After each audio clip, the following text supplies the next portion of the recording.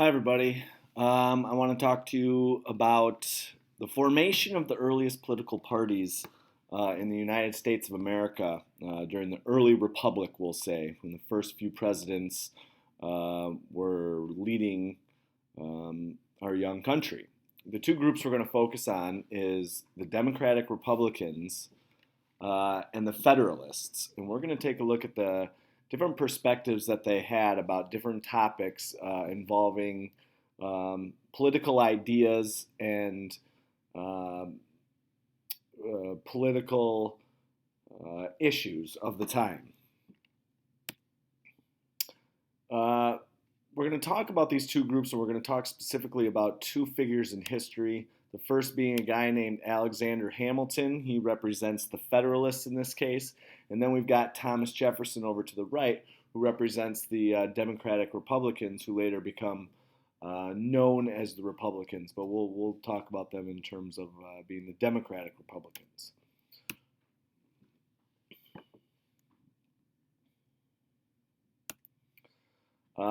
So some things that you want to know about each character. We'll take a look first at Alexander Hamilton and some of his personal background. He was actually born in the Caribbean in St. Croix. Um, Really, he kind of clawed his way to the elite levels of society through his ability, ambition, and his charm. I mean, he was a smart dude who knew how to talk to people. Later on, he comes to represent New York in Congress, so that kind of starts his political career. So then we've got Thomas Jefferson, born in Virginia, player of the violin, so he had a musical background. He kind of knew a little something about everything. He's kind of a Renaissance man. He was a guy who owned a plantation that grew mainly tobacco, and he owned slaves. And he was a really good writer. It says spoke eloquently with a pen, and that simply means that he was a really good writer. So there's a couple things about each background.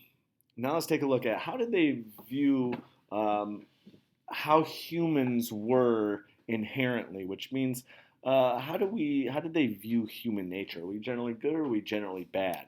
Alexander Hamilton, he was part of the American Revolution. He was one of George Washington's right hand men, and the things that he saw drew him to believe that people were basically selfish and out for themselves. They were, when the colonists were selling food to the British soldiers that were fighting against the Continental Army, he really saw people were just they were out for themselves and didn't really think about anybody else. And he distrusted any system of government that gave too much power to the common people because he just simply believed that they weren't educated enough to make good decisions, and they were basically out for themselves to make a buck and be comfortable. Then you've got Thomas Jefferson and his view of nature.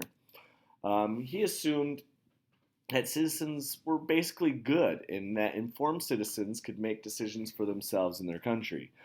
He had great faith in the goodness of and the wisdom, particularly of farmers or people who worked the soil. He um, really could identify with them.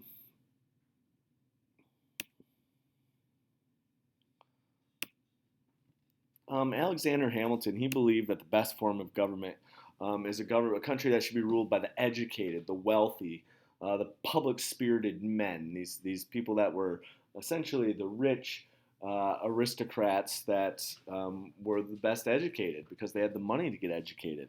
And one of his famous quotes are, "Those who own the country ought to govern it." So he was really into business and being part of that rich elite part of society. He really favored a strong national government as opposed to a strong state government, which Thomas Jefferson really believed in. He favored democracy, that government was best run by the people, and that he believed that the best governed was the one that governed the least. So he believed in really a smaller government that didn't interfere into people's everyday lives. He was a strict constructionist of the Constitution, which led leads us to believe that he believed what the Constitution said was exactly what they meant by it.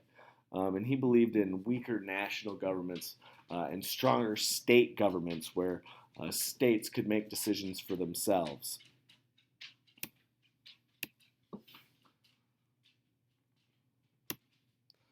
So, in terms of the ideal economy, Alexander Hamilton He believed that we should use the federal government to increase the nation's wealth and really establish a national bank to give loans to businesses which would benefit all Americans. So he believed that there should be a national bank versus state banks, which were a little bit more fragmented.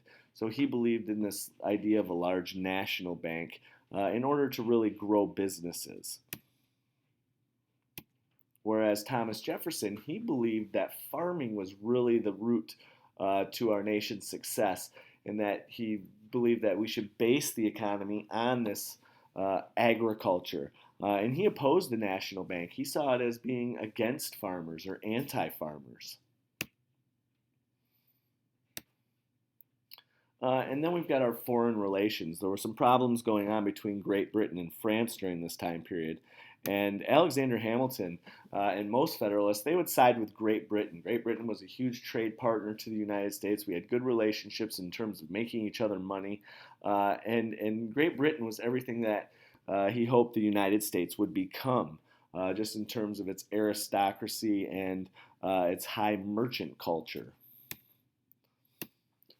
Whereas Thomas Jefferson and the Democratic Republicans supported France, who were going through their revolution and really supported democracy, despite what the common man was doing to the rich elite over in France. So we see now these opposing views on all these different political ideas. Get familiar with them, rewind it, watch it again, get to know the differences in point of view between Alexander Hamilton and Thomas Jefferson.